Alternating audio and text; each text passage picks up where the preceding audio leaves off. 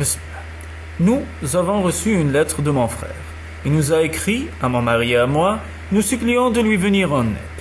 Il m'implore pour que j'intercède auprès de nos parents. Puis il parle d'elle, de l'étrangère. Il a des mots fulgurants pour décrire sa beauté. Il la compare à un pain recouvert de neige. Et alors, ma sœur, il ajoute qu'il s'est marié avec elle selon les lois de son pays, là-bas. Il nous la ramène, puisque ma mère le réclame. Il nous adjure de les aider, comme si sa vie même était en cause, car il s'aime. Je suis vaincu. À cause de ce qui existe entre mon mari et moi, je suis complètement retourné. Je ne peux plus écouter ma mère. Je ne songe pas à sa tristesse. J'oublie la désobéissance de mon frère. Il n'avait que ce moyen de me persuader. Si elle l'aime comme j'aime mon Seigneur, je ne puis rien le refuser. J'irai trouver ma mère.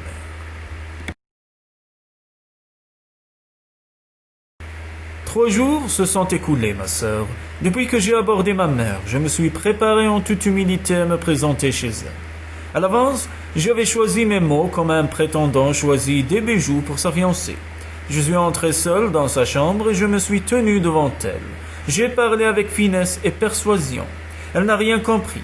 Rien, ma sœur. Nous nous sentons loin l'une de l'autre.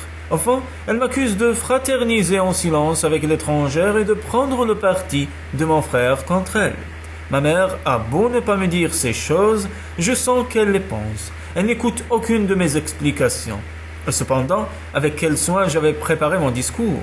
Je me disais en moi-même, je vais éveiller les souvenirs de son mariage, de ses premiers jours d'amour de mon père, au moment de la grande beauté de ma mère dans sa jeunesse. Mais les mots sont des moules trop raides pour contenir l'essence spirituelle de l'amour.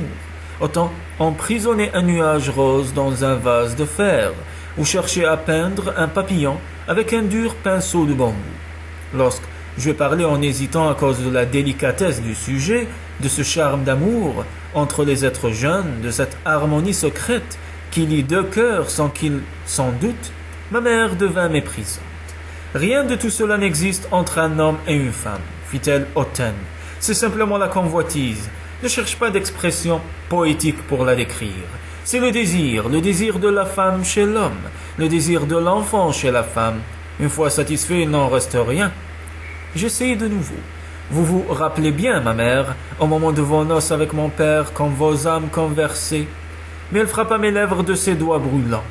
Qu'il ne soit pas question de lui, il a eu 100 femmes dans son cœur, à laquelle son âme a-t-elle parlé? Et votre cœur à vous, ma mère, fis-je doucement. Je m'emparai de sa main. Elle me la laissa un instant, je la sentais frémir dans la mienne, puis elle la retira. Mon cœur est vide, dit-elle. Il attend mon petit-fils, le fils de mon fils. Quand on l'aura tenu devant les tablettes sacrées de ses ancêtres, je pourrai mourir en paix. Elle se détourna de moi et refusa de prononcer un mot de plus. Je revins très triste. Qu'est-ce donc qui me sépare de ma mère? Nous crions tout haut, mais nous ne nous entendons pas. Nous parlons, mais sans nous comprendre. Je suis changé, c'est l'amour, je le sais, qui m'a transformé. Je suis comme un pont, fragile, reliant à travers l'infini le passé et le présent. Je serre la main maternelle, je ne peux pas la laisser échapper, car sans moi, ma mère serait seule. Mais mon mari tient les miennes, il les tient solidement, je ne pourrai jamais laisser fuir l'amour. Et l'avenir alors, ma sœur, que sera-t-il?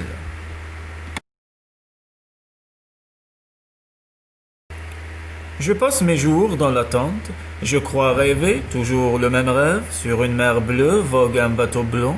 Il s'avance comme un grand oiseau vers la rive, et je le pouvais. J'étendrai la main jusqu'au milieu de l'océan pour le retenir et l'empêcher de jamais aborder.